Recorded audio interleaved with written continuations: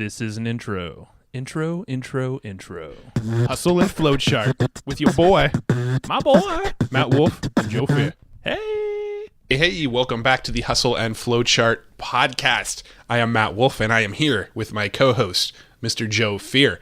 Today, we've got a exciting webinar with Casey Zeman. Casey Zeman is the founder of Easywebinar, the webinar platform that we use to host our live and automated webinars. And on this call today, we're going to talk to him about the rookie things that people need to think about when doing webinars. So many people get hung up with, I need to follow a template, or I need to follow some formula, or I need to do it just like the big guys do, or what if I don't have a list yet, but I want to do webinars, or I don't know what to talk about, or I don't know what technology to use. All these kinds of issues that people come up with to not do webinars. We're going to talk about all those things, help you overcome those objections, and ideally, after listening to this call, you're going to feel comfortable and confident to go and get your first webinar online. It's going to be great.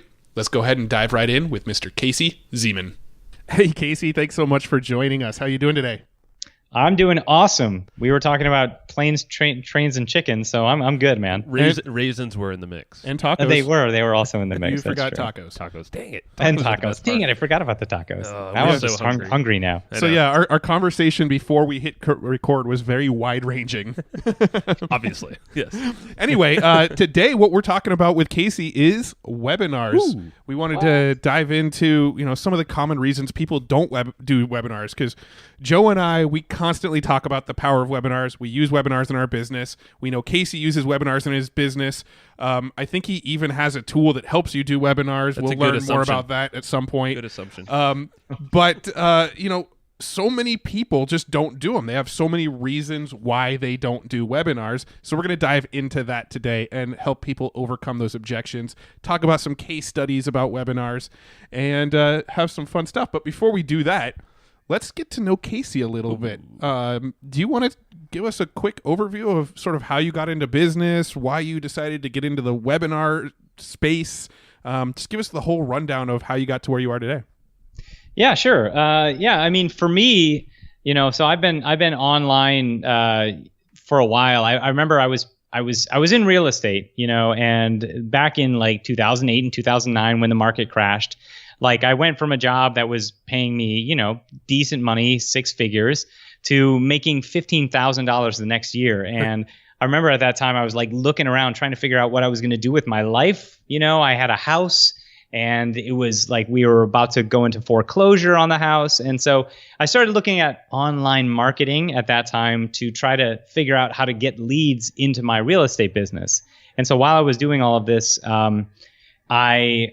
I stumbled upon YouTube, and that was kind of a change in my direction. I was like, why don't I just put my time into YouTube and start learning about it more? And then because real estate really wasn't satisfying me. It was like every time I got on the call to do a cold call with someone, it just felt awful. And so it was kind of a blessing in disguise, the recession. But what it did is it allowed me to kind of move and pivot into this other world. So I was like, okay, well, YouTube is what I was going to do to build leads. But then I started learning so much about YouTube that I was like, you know what? I'm just going to become a YouTube consultant. And so I decided to pivot into being a YouTube consultant. And that's what I did for a long time, doing stuff with clients from Estee Lauder to Dell, Harper Collins. And then my goal was to always sell a course online. And so after being a consultant, learning about YouTube and getting results for clients, I was like, I'm finally going to do it, biting the bullet, going to create a course. So I created a course called YouTube Revealed, and which incidentally, I think Matt promoted a long time ago. I totally forgot about that course because I think I purchased it, or I don't know what the heck, but I remember the name. Yeah. Well, you did one of our videos for it, actually. Maybe it was back in the day. Yeah. Joe, you were one of the teachers in the course. Yeah. You guys, we've known each other for a while. We have. Really I know that. Yeah. I think it's funny because you and I did a webinar for YouTube Revealed. And I think after the webinar was over, you said, "Oh, by the way, I don't think I told you this, but that was the first webinar I ever did." Yes, and that was my first experience. Like that was one of my first experiences with webinars. But for a long time, I was trying to sell that course, and I couldn't do it. I couldn't figure out how to sell it. I was trying to just post on Facebook or, just I could not figure out how to ramp up my list and get my courses sold until I started using webinars. And I was terrible at running webinars when I started. I remember Matt, what's funny is like the story that I always tell people is how I did a webinar with a partner. You were the partner, and it was in the back. It was the back farmhouse at my wife's parents' farm, right? So it was this back trailer. It was in the dead of winter. The heater was blaring in the background, and I only had I had my crappy sort of laptop computer, and I was using the built-in microphone from that laptop computer with the air blowing. Yeah, with the heater blowing, it sounded like a hairdryer, and it was just like that first experience was like it was incredible because as bad as it was, we still sold like $2,000 worth of product on it. Success. I may even still have that recording on one of my old hard drives. Should I link it up in the show notes, Casey? He doesn't want that to see the light of air. Don't show me that. I don't want to know. I'm sure because like in that I was oversharing. I was like, I would forget what I was saying. The internet, because I was literally in this like in like a town of 400 people, the internet was terrible, so I was cutting in and out, and you were like, hello, are you still there? Yeah, I'm still here, man. So anyway, let's talk about YouTube. And it was just that was like a really interesting moment because as much as I probably could have turned that webinar around into $20,000, I didn't. But what I did learn from it was that webinars, even done poorly, you're going to still be successful. Mm-hmm. And it's because of of essentially two things. It's if you can show authenticity and value, that's all that really matters. That's all that people care about. So if you overshare, you may not do as well as you hope to do, but you still can succeed. So anybody who's brand new doing a webinar, the very act of doing the webinar will get you closer to success. Like, you might not do a huge number, but after I started figuring this stuff out, I was doing I would have a webinar with 30 people and I'd sell 3 units of $1,000 product, right? That's $3,000 from 30 people. And if I did that weekly, now I'm at 1, 2, 3, 4, 5, 6, 7, 8, 9, 10, 11, $12,000. Woo! I had to count that on my hand. I realized there's a business model here, and I don't have to be a friggin' genius to get it done. All I have to do is show how my product is a solution to a problem, and be as authentic as possible. But this does lead us, into what we were going to talk about. But anyway. After that, I realized webinars were the thing that worked. And for me, I love building a course, but I also had this idea that I was like, I want to have something maybe a bit more tangible than just a course. So I started to consider, I asked a couple people, hey, what's big right now? What is something that you are hearing about that's on the cusp that no one else is doing? And a couple people started telling me about automated webinars, right? They're like, we're hearing about it. There's like one tool out there. It's really not really effective for doing automated webinars. You should, and so I was like, all right, maybe what I'll do is I'll create a WordPress plugin that does automated webinars. Because WordPress plugins were hot at the time as well. That's true. They were, right. And Mr. WordPress, right? Like, exactly. So I was like, all right, there's no one doing that in that space. I'm going to do it. And so we built the first WordPress plugin that did webinars, automated webinars, and that was what we started with. That was that's Easywebinar first version back in like 2000. Man, it could have been 2013, I think. And then from there, it's gone through so many different iterations. It did live webinars while still being a WordPress plugin, and then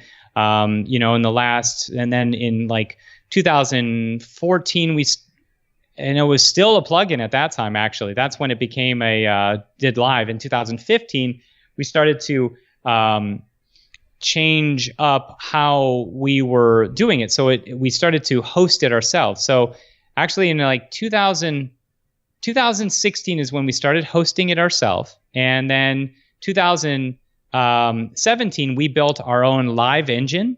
And so now it's a platform that does both live webinars using our own live engine, no delay, high definition streaming with live chat, offer delivery. We also have a YouTube live engine as well. So you can actually put YouTube live into our system and run larger multi-camera events, 5,000, 10,000 people, whatever you want. But then we also still have automated webinars too. And I consider us at the top of the list when it comes to all the functionality that we have with automated webinars because we've been doing it for a while. We know what really works with automated webinars, with creating funnels that are automated but still have engagement and still create, create a desire for people to still come through, purchase your product and your system and program. So anyway, that was kind of the evolution of coming around to webinars and finally, creating a software around webinars. It's blowing my mind, honestly, like hearing the story, because we've known you for a very long time, and I didn't know that was your first webinar with Matt. But it's kind of blowing my mind with here's a real estate first sales webinar. I had done webinars training up until that point, but they were all free because I was like paranoid of selling, and that was fine because I was creating goodwill, and it was kind of preparing me for doing a live webinar. But I remember I was like, holy crap, we have 400 people attended for this webinar, and I'm like, I've never done one before. Yeah. I was up all night working on the slides, and so here's my question actually is knowing that you were going to be in this trailer in the mountains in the dead of winter with a heater and a crappy laptop in front of you and bad internet. Obviously you didn't care for that to be perfect, the webinar itself. But you just did it anyway. Like, what was the motivation? I was forced into it. Like, I didn't realize I didn't realize this, that I was actually going to be at their house at the time of this webinar. So I wanted to control everything. I was like, all right, I'm going to have two monitors going and, stuff like that. But here's the thing. I didn't really have all that knowledge yet. I didn't know. I didn't know that, now my setup is like, I have 2 screens. I have my Logitech C920. I have my, my Heil microphone, and you have a baller setup. It's pretty impressive. Yeah, I have the Mevo camera ready to stream to Facebook Live if I'm doing that and doing a webinar at the same time. So I have those pieces here now, but at that time, I didn't think about that. And but if I look back and say to myself, you know what, people don't care about that. No. They sometimes people care about audio. If you had to say like what's the biggest thing they care about, it's the audio, right? And you know this, Joe, as a video person, right? It's the audio, but people they were more interested in the information than the medium by which I gave it to them. So that goes with talking. Like I've noticed just for myself, and it's ironic here, I am talking on a podcast. I've never thought I was really that eloquent of a speaker, and I'll fumble a lot even on here. And I think it's just my brain going faster than I can talk. But the fact of the matter is that you're giving goodwill. It doesn't have to be said perfect. It doesn't even have to look perfect, as long as the microphone sounds pretty decent. But you connect with people. It's the way that you just sound authentic, as long as you're giving them value, and people realize it might not be said perfect. That's cool. And it's worked for me. I know it's worked for you really well. So it's cool. That's a good point. It was. Yeah, I mean that was a great experience to figure out, like, because I knew what I was talking about in the way of video and in YouTube. I had done it before. I had clients that I was helping out.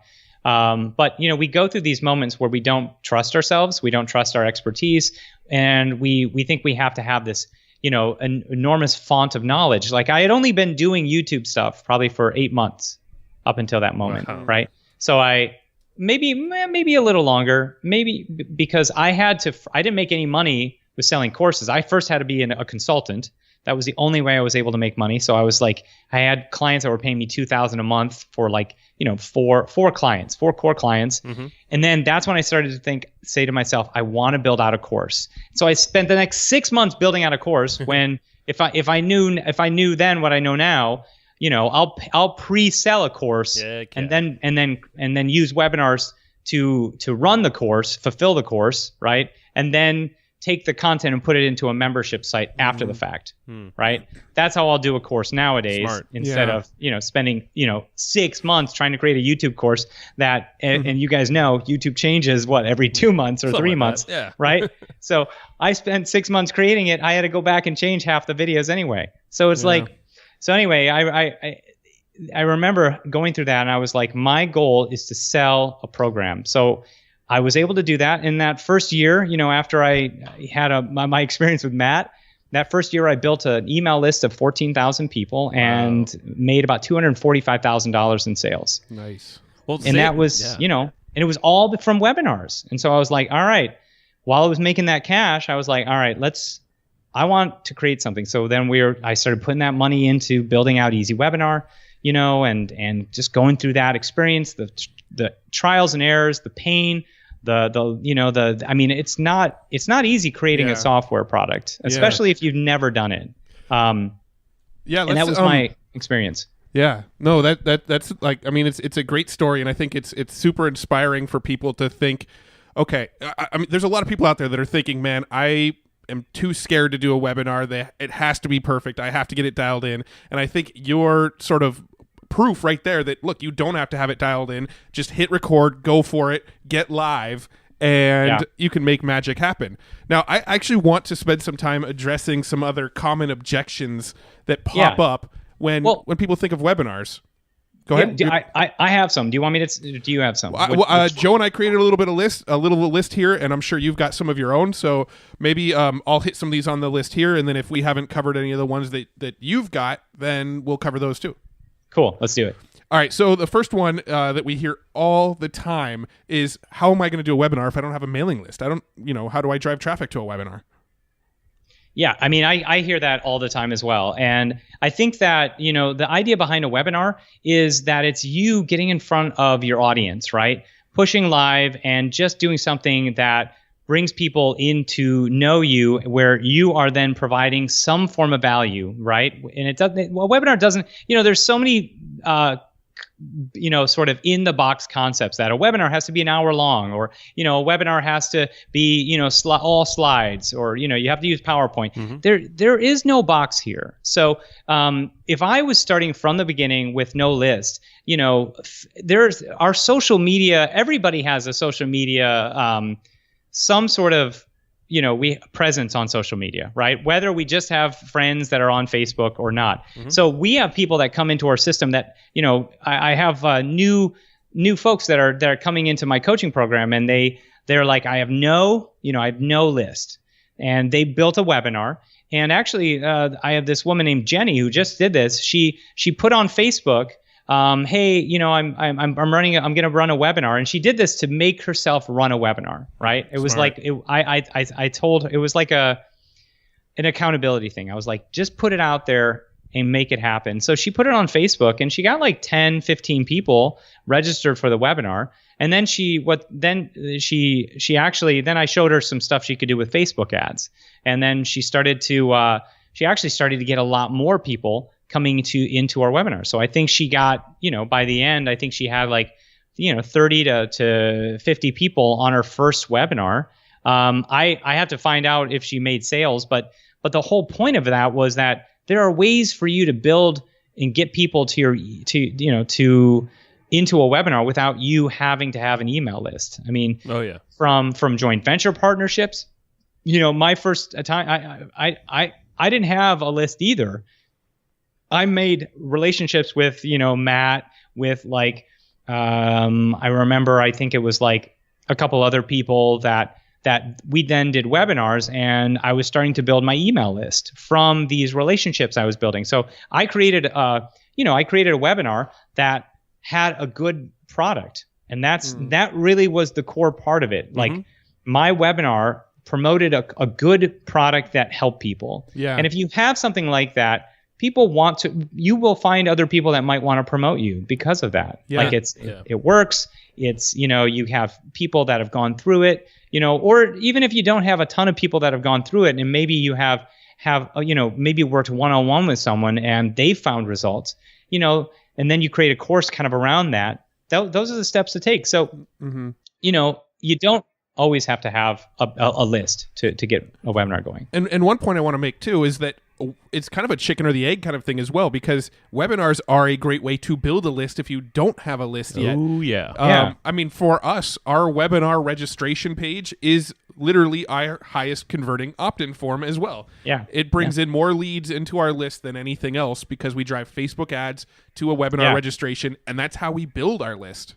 Yeah, I think a lot of people think that webinars are just the sales tool. Well, the whole idea is that a webinar funnel, if we think about that scary word funnel, it's, you get people in through a registration page. They come to a thank you page, thanking them and saying, hey, just be sure to show up to the webinar.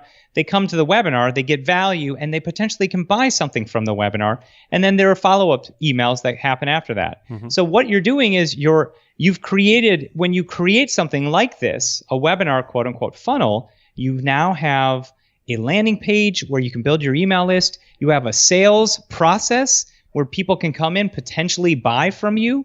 And, once you dial something like that in, now it's just a question of driving traffic to it, right? Mm-hmm. So whether that's Facebook ads or getting, people that are joint venture partners or, writing blog articles and then that's obviously at that point, it's all about list building, right? And how can you do that? But just like you guys, we pretty much only have webinar registration pages as the way that we build our email list. Yeah, and that's the thing. And we even chatted with we had a call with the founder John Shoemaker. I was going to say Teachable. Encore. He was the founder of Teachable, and he taught how to create courses rapidly. And one of his big traffic generation thing was, hey, hold live webinars. Yeah, like they work. Yeah, I mean it's really a fast track sales process, right? So a typical sort of sales process is you get them on a list, then maybe you send out some emails that introduce yourself and get people to know who you are, and then maybe you send out some emails that have content to blog posts so people learn from you, and then maybe eventually there's a link to some sort of offer and a pitch, and then after that maybe there's an upsell, right? Well, if you're doing webinars, you're putting all of that into a single process. You're building your list. You're introducing yourself and telling people why they should pay attention to you. You're putting good content in front of them, and you're pitching them something all in one single motion. Right. And here's the thing. You want to find a platform that can do all of that. So, and I get this all the time. Like people are like, oh man, I have to have so many different tools and pieces of the puzzle to do this. I need to have a landing page software. I need to have a live webinar platform, an automated webinar platform, and all these sort of different things that everybody needs. I mean, just to put this out there, but this is the whole reason we created Easywebinar. So it was a one-stop shop for webinars. You create a full webinar funnel. All the pages are done for you. We even have a replay page that has scarcity, because one thing that we've realized in regards to selling is you need to have a level of scarcity. And so we do have that with our replay pages. They can be, you can expire them based on a date, or you can actually Evergreen expire them. So let's say, when someone comes into an Evergreen webinar, they can expire, say, 3 days after the webinar is over. And so you just have email sequences that lead up to it saying, hey, this offer is expiring, and so is the replay. I did not know Easywebinar did that. That's really cool. They can do 9 different types of webinars. Wow. Yes, you have that email. You have that, I know this. that blog post. Yeah. Cool. Well, I do want to we'll circle back around just in a few minutes to like features and talk about some of the features and roadmap and stuff. But I do want to, I want to stay on track with some of the like objections people have to webinars, because we kind of talked about this before we hit record. Is Joe and I are big proponents of webinars. We do a ton of webinars in our business. We've had a lot of experts on our show that talk about webinars. We've made training about webinars, yet so many people tell us they haven't done any webinars yet, and we want to get their asses in gear with webinars. Well, so let me. I have an idea. Yes. Can I share this? Like I came up with this kind of why I think people don't do webinars. Okay, let's hear this. Okay, so to me, they hear that you're doing a webinar, and they're hearing all sorts of people are doing webinars, and it sounds like all these people like just are experts at webinars, right? So like, and they're hearing all the time that so-and-so has $100,000 webinar, or, so-and-so is doing, a 7-figure webinar, right? And all of those things just creates a bigger divide between someone who's, between someone thinking about doing it and actually doing it, because they think, oh, well, I need to be able to do what those guys are doing, and I need to have $100,000 webinar. And what happens is they don't do anything because they feel like because the divide is too big, right? I feel like that's what's happening here, is that everybody who's hearing or listening to this thing that's going on, the ears to the grindstone about, what it takes to do a webinar, we all feel like it's completely intimidating. I mean, people think that they have to be like neuro-linguistic experts or be public speakers or follow a script or something. Yeah, like they have to, or they can't do, or the tech is going to is going to ruin them, and they're going to be, do a bad webinar, and they're going to think that a bad webinar can tarnish your reputation forever.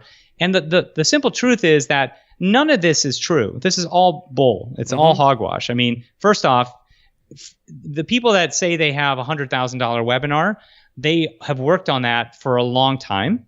And oftentimes it's not from doing just one webinar. Oftentimes it's doing many webinars or one live webinar, encore webinars, follow-up sequences. So what they're not sharing with you, which unfortunately is not giving you all the information so that you can go out and say, oh, okay, so they only did this much from this live webinar. I think I can do that, right? You're not getting the minutia. You're not getting the actual detailed information of what what happens with that webinar. And so my thought, the thing that I try to say to people is throw everything you hear away. And the reason you want to do a webinar is because, there are only two things you need. And I already talked about this. It's sincerity and value. And you don't need to, be, as I said, you don't have to be a public speaking expert or, know the super dialed in framework or know the, here's what webinar slide should, here's what slide 1 should look like, slide 2, slide 3, slide 4.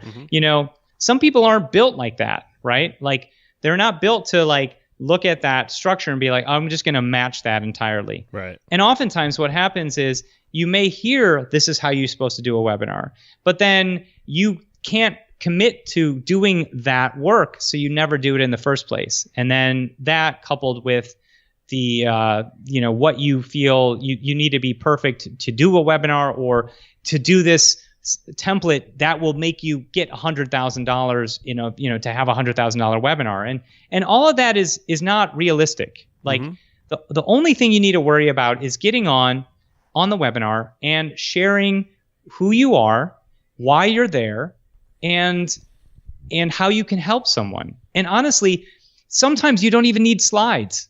Like some of my best webinars are where I just simply got on and did Q&A the entire time. Sure, and I believe they it. performed better than anything. So what I think has happened is people have this, what was the word I'm looking for? It's like they have paralysis because they think they have to do it a certain way. And if I had my druthers and goal, I would say to break that, like knock that out, like completely shatter what you think you know about webinars or what you think what you've been told about webinars. To me, it's all about just putting yourself in front of the camera and sharing who you are, why you're there, what got you to the point where you're at this point where you're teaching this, right? And then share how you solve someone's problem. And if that's all you did, you got on, you talked about your audience, you talked to them personally, connected with them, shared value to them. That's all you need to do. And then, to me, the reason people don't do webinars is because they think they have to do more than that. And I think that you just need to do it. Gotcha.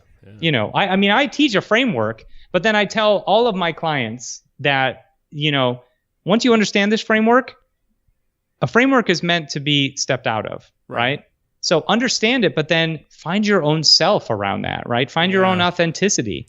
So, put yourself in front of the cameras. Go from you in front of the camera to your slides. Go back to you in front of the camera again. There's no right or wrong way to do this. So true. Yeah. I mean, people definitely just kind of overanalyze doing the webinars, and they think they need to be perfect, but you're so right. And I actually think if you do screw up a little bit, if your dog barks in the background, if you do have some tech glitches, I think it kind of endears people to you a little more. They're like, Absolutely. shit, this dude is a real person. And I actually think it probably helps improve performance for webinars a little bit, which actually kind of leads me to my next sort of question / point. I think I did my first webinar ever in about 2009. That was when I really started getting into the marketing stuff and started experimenting with a lot of different tactics. And the thing that held me off from doing my webinar for so long was I was nervous to be live. I was nervous that the funny thing is, at the time, I don't think I had much of a list. So there's probably only going to be like 15 people on a live webinar. But I was nervous to go live for these 15 people because to me, that was public speaking. And so I'm curious what sort of advice, what sort of things do you tell people that might be just scared to get on a webinar? They're uncomfortable with the public speaking aspect of it. What do you say to those people? Yeah, and I really appreciate that. So I wanted to write this book at one point called like The Stutterer's Guide to Public Speaking. Ooh, I like that title. Because people, there is no such thing as a bad speaker, in my opinion. Like, we all have an audience, no matter what our energy is, how we sort of speak, what our level of authenticity is. And I think that the problem is a lot of us think we have to step into being someone we're not, right? So we have to create this persona that is completely away from who we are. And then what we do is we force excitement. We force, this fake enthusiasm when we get on a webinar, and it just doesn't work. And so what I try to tell people is like, just find the best you possible, right?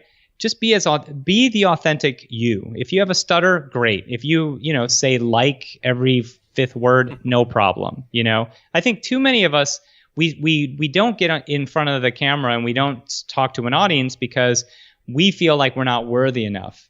And chances are a couple things. A, the audience that you're attracting is going to know less than you, right? The people that your audience knows less than you. That's the bottom line. If your audience knows more than you, chances are they're not your audience. So they're always going to know probably less than you. So it doesn't matter if you have a stutter or you have maybe you have an accent. I've known so many people that freak out because they have like an Eastern European accent and they're trying to attract an American audience and they're like freaking out. I'm like, are you kidding me? That's your unique quality. Yeah. Use that. Go with that. Like, I wish I had an accent, but then we all wish what we don't have. It's like, that's the problem, is that we put these stigmas on ourselves, and it's all self-induced. So I think that the bottom line is like, just try to tap into you. Okay. The best version of yourself. You don't I know that some people, do you know like Sasha Fierce? Oh yeah, Sasha Fierce. Isn't that Beyonce? Yeah, Beyonce's alter ego, right? Yeah. So that's Beyonce's alter ego. When she steps on stage, she's Sasha Fierce, right? But technically, that's just the best version of Beyonce. Right. It's not like I'm trying to be Tony Robbins every time I get on a webinar. I'm just trying to be me, but the most authentic, enthusiastic, from a real place that I can possibly be, right? Right. Because people, people can sense when you're authentic and when you truly desire to help people, right? So just come in with that, because here's the thing is, you're probably doing a webinar because you feel like that, but you have all these preconceived notions of yourself, like, oh, I'm not good enough, and what if they laugh at me, and what if they don't think I'm, they don't believe that I know what I'm talking about. I want you to start thinking about this. The person on the other end of that webinar, what you should be thinking is that they are unconditionally going to love you. I do this exercise sometimes, like for going in front of the camera or, doing a webinar, same thing. Like, I used to put my mom or my wife as the person that I'm doing a webinar to, or like getting in front of the camera, right? What that does is that actually throws me off, because my wife or my mom have preconceived notions of what I do, right? of who I am. Yeah. Right. And for the longest time when I was figuring out what I was doing with my business, my mom would be like, I don't know what you do. So that exercise didn't work really well. I felt more judgment. So what I tended to start doing was I started to picture an unconditional, someone who loves me unconditionally, who's a customer, a fan, someone who really loves what I do. So no matter how much I screw up, they're still going to be down with what I'm sharing. Oh, that's right. Cool. That's great advice. Yeah, for sure. Yeah, and when I started doing that, I started to take the pressure off of myself, and it does work. It really does work, and so you don't have to be an expert at speaking. There's certain things you can just. It's all about practicing. A lot of us don't like to hear our voice on camera or see what we say. No, God, look at what we look like on camera. Just have to keep doing it. Listen to yourself over and over until it sounds okay that you are hearing yourself. Because when we hear ourselves, we hate it initially. Right. But after a while, we have to get used to hearing ourselves on camera, or hearing us in a video, or seeing ourselves in a video. And when we do that, it becomes more comfortable. So that's what I would say about a webinar is the same concept of getting and doing a video. Yeah. It's getting familiar and just practicing speaking, and then not putting so much pressure on yourself. Yeah, for sure. It's kind of hilarious too, because I have this thing. I've spoken on stage a few times and done some various interviews on video. To this day, I still can't go back and watch them. I just don't enjoy going back and watching them myself. So it's I kind don't of like funny. Personally listening to these podcasts myself. Oh, I actually love listening back to our podcast. It's really weird because all of our guests are amazing. Well, but I do listen. That back is to the them. reason why I like to listen to them. But I was actually thinking, and I'll get right back to you, Matt.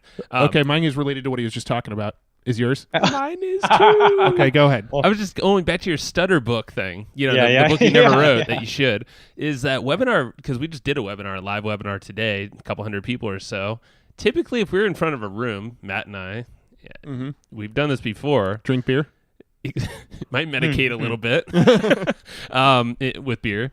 Matt, to be honest, is a little quieter.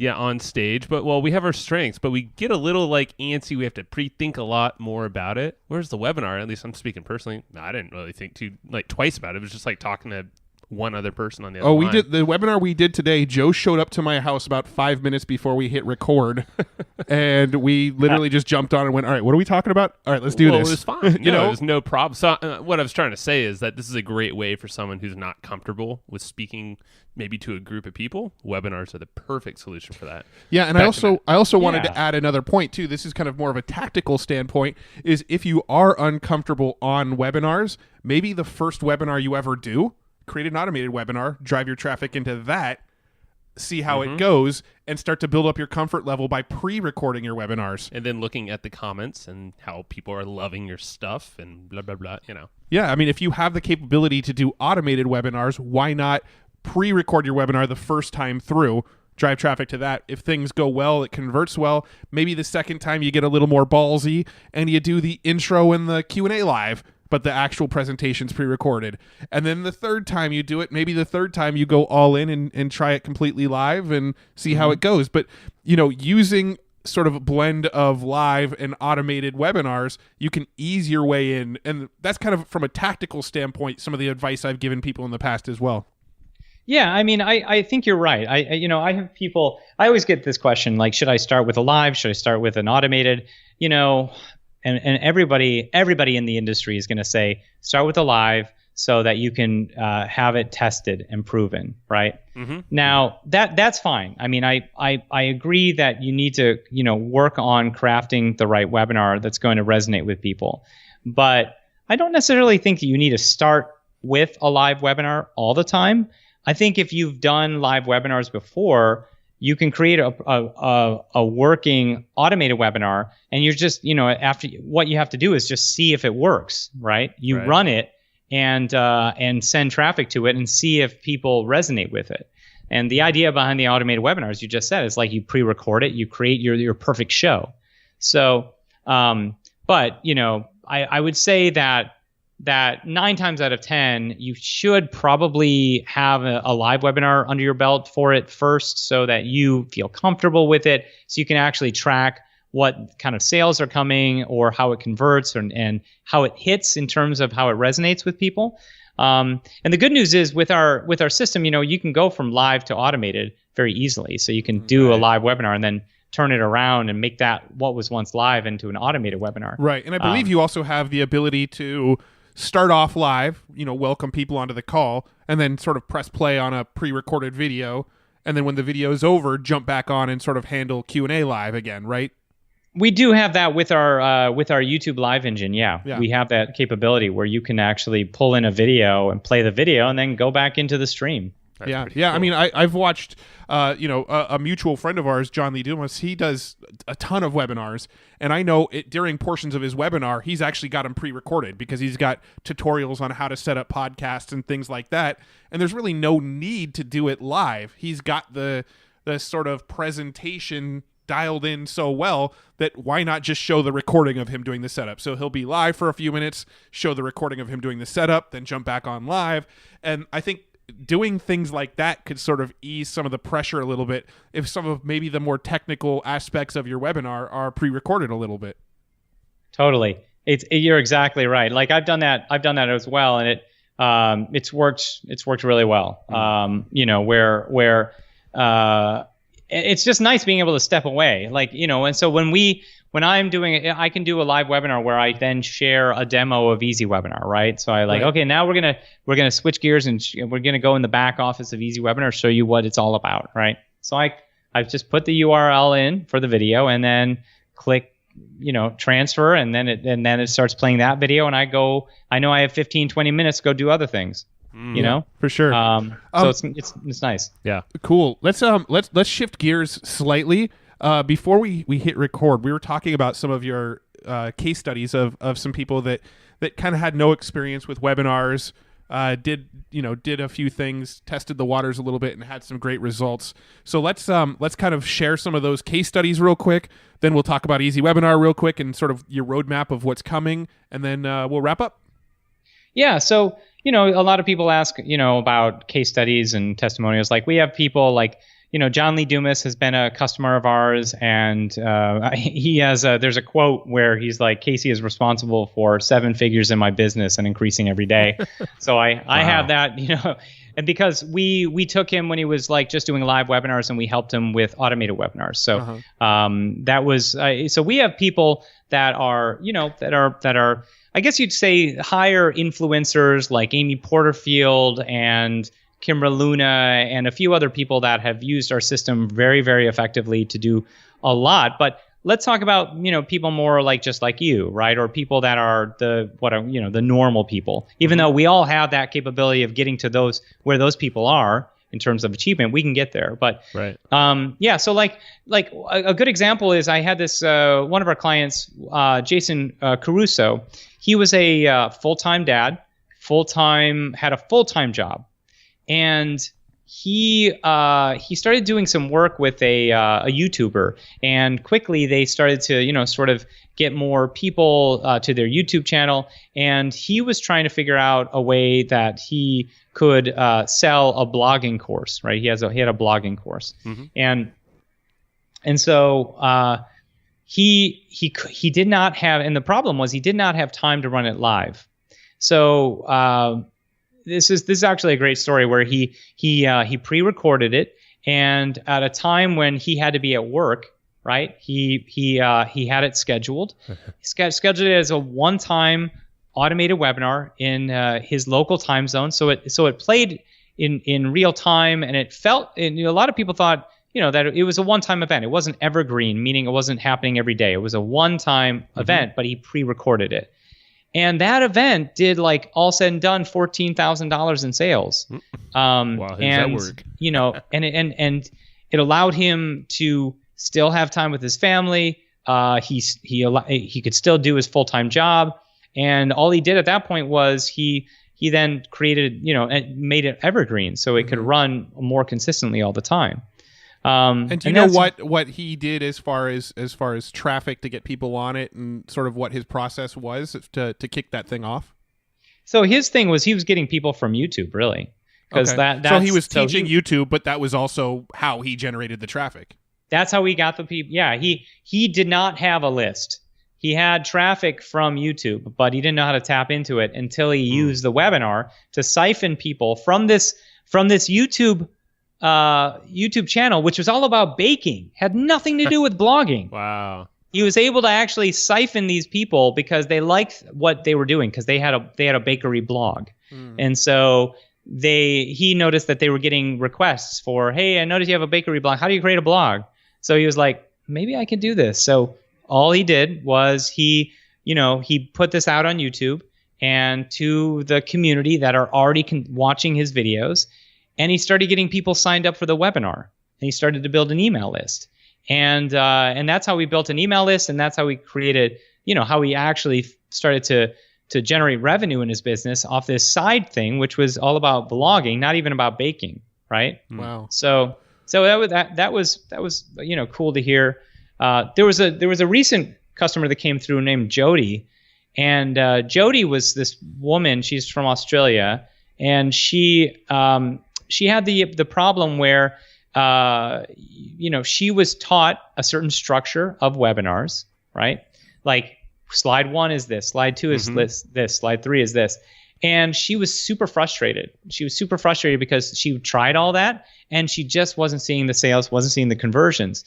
So she became a coaching student, and I got on the phone with her and she told me about this problem, and I was like, all right, well, what does your heart say? What does your gut say? And she said, I don't know. I want to do it my way. And I was like, then do it your way. So what she decided to do was change it up. She did it solely in front of the camera, right? And she did on her first webinar $19,000 in sales. Wow. She created a fast action bonus and stuff like that, which I showed her how to do, and that helped her to make sales. But then that final webinar, all said and done, did about 30,000 from the replay, from the follow up, et cetera, et cetera. So it's so what she did is she used Easywebinar, but at the same time she used a strategy of just being herself. Sometimes just being super authentic helps. That's huge. We have another girl, a woman named Alana Kaivalia, who actually just this year won the Entrepalooza Marketer of the Year. So I went to Santa Barbara, and then she won this award, and it was basically, she said in the speech, she was like, I have to thank Entreport, Easywebinar, and Deadline Funnel. Oh wow! And these are the tools that I use in order to get where I needed to get. This is the woman I was talking about that did 10.5 after a couple months using our system, and then turned around and did $50,000. And I think this last month maybe she did 75 or more. And she's selling a yoga certification program. And so it and works she's, for everything. Yeah. Yeah. So Jody, the one before that, she ran a live webinar, did really well. Alana did an automated webinar. So she has a weekly automated webinar running every Wednesday at one time zone, and she has an awesome nurture sequence. So they register, and they may have like 5 days before the webinar, but she has a nurture sequence where they get to know her, and so her conversions on the webinar, first she can get a ton of people there, but her conversions are through the roof. And so she's selling these $1,500 programs. And so a lot of people think Evergreen, they think daily, right? They think a webinar that's running all the time daily. But there's opportunity to where you can have webinars running once a week that are pre-recorded, and have good nurture sequence. That actually brings me to an interesting question, because you probably have some access to some really, really interesting stats. With so many people running webinars through your platform. I'm curious, do you have any sort of data, and this is probably kind of putting you on the spot because it's probably not in front of you, but do you have any sort of data on what works as far as daily, just-in-time kind of webinars, live versus automated? What sort of stuff do you see from your back end, seeing all this data? What sort of stuff works the best?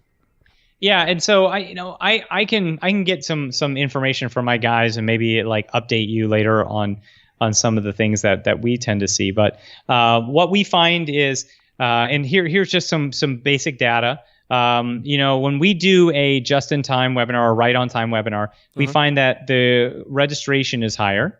We find that more people, though, come to a webinar when it is scheduled out maybe by a day. That we find that a block by one day, let's say, where they come to the registration page, they can't watch the webinar that day.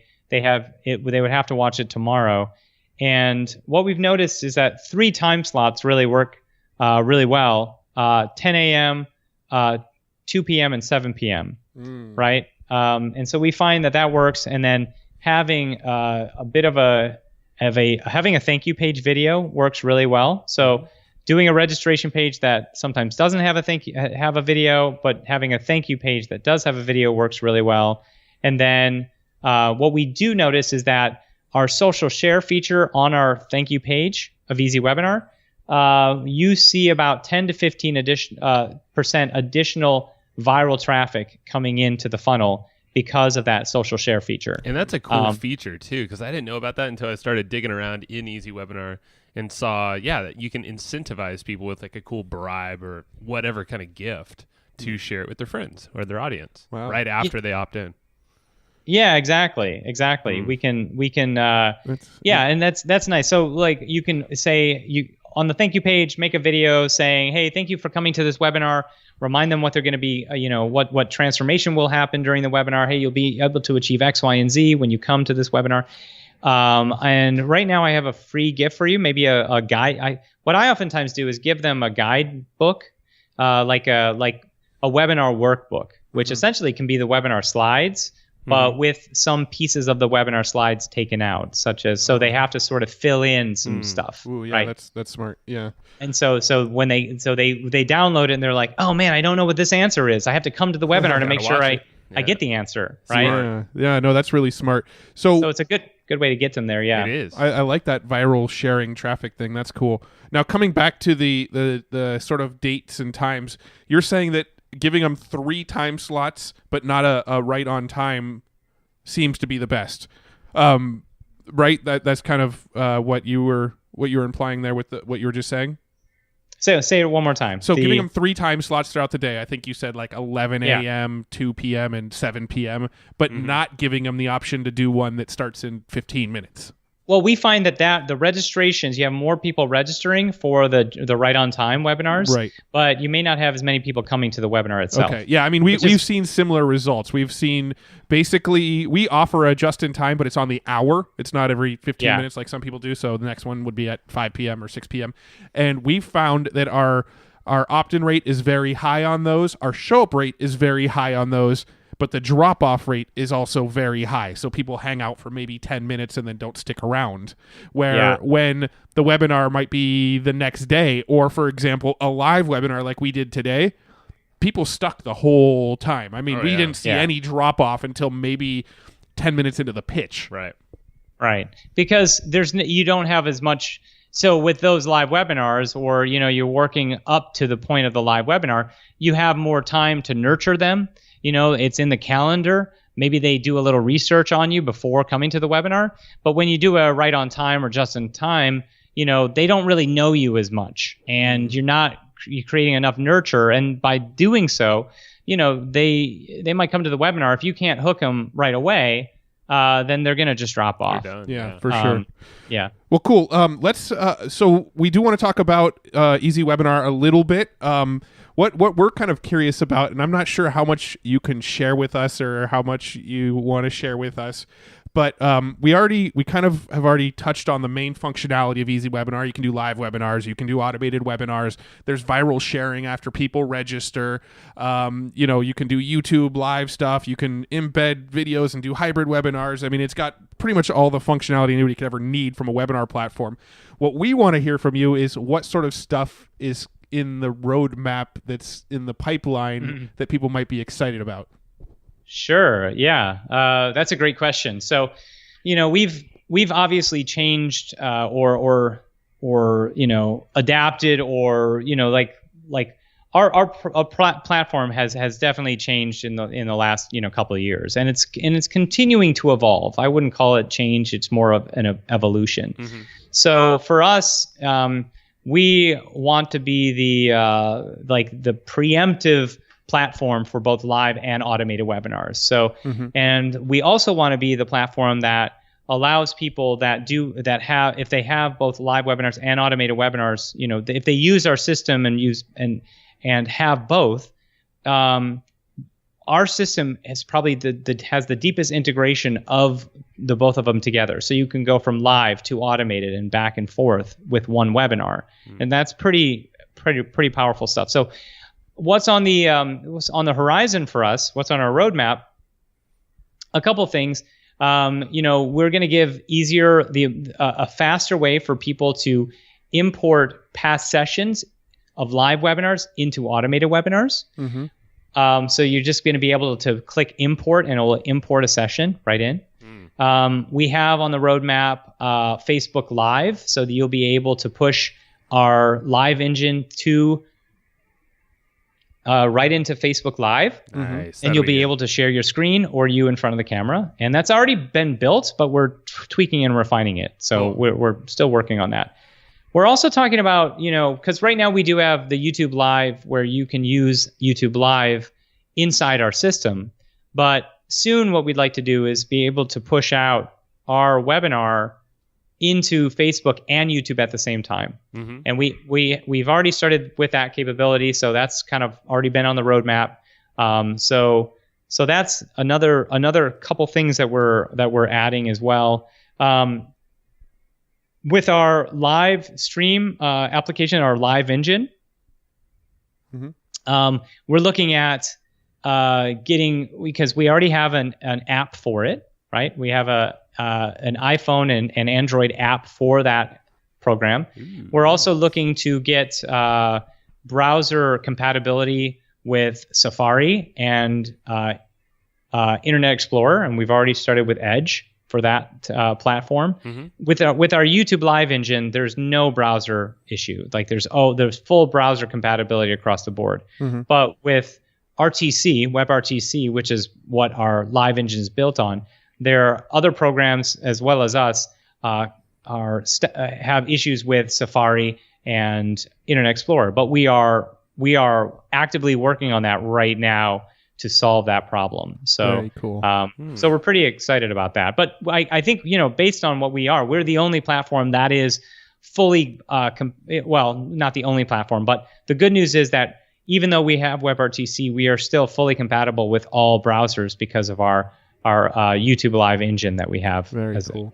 Very cool. Well, as far as pricing goes, you guys can't be beat. I mean, if you want to look at some of the other platforms that are out there, you're going to pay separate prices for having live and automated webinars, or you're going to buy two different tools completely. Right.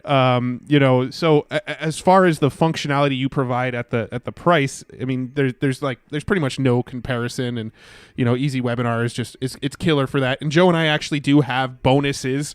So if you do decide to get Easywebinar because Casey sold you on it today, we do have a really, really killer bonus package where we teach some of the strategies we use for webinars. We've got case studies and various traffic tactics and all sorts of cool stuff that's going to really get your webinars cranking fast.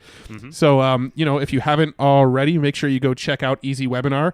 Our special link is actually grabeasywebinar.com. So make sure you check that out. And Casey, thank you so much for hanging out with us and sharing all this wisdom with us. This was fun, man. I love talking about this stuff. This could have been a 4-hour-long podcast. I'm glad we decided not to do it that way. We had to reel you back. Well, it's been a 2-hour call and an hour-long podcast. That's right. Awesome, man. Well, we'll probably do a recap, in the future, or round 2, that is, and talk more webinars, because there's always more. Yeah, and I mean, Casey's doing some great stuff with things like Periscope and other live streaming apps, and we didn't even touch on that today, so we'll have to save that for another call. Let's do it. All right, we'll do it for another call. Okay. Thank you. Awesome, dude. See ya. Guys. Hey, thank you for listening to this podcast. Now, if you want to learn more and hear from us every single month, which a lot of people do, it's pretty fun. We actually write this thing called the Evergreen Profits Letter, and that is a printed newsletter that we actually send to hundreds of people every single month to your doorstep, so you actually get it in the mail. You can read this sucker, you can highlight it, you can dog ear, you can scratch some stuff out if you don't like that one. You say, no, Joe and Matt, that's not cool for me. But you can take a lot of different strategies, about 15 or so from every single issue, and it's really cool. So basically, these are actionable strategies that you can use in your business right away to test out and pretty much build on what you already have going on. So check it out. It's at www.egpletter.com.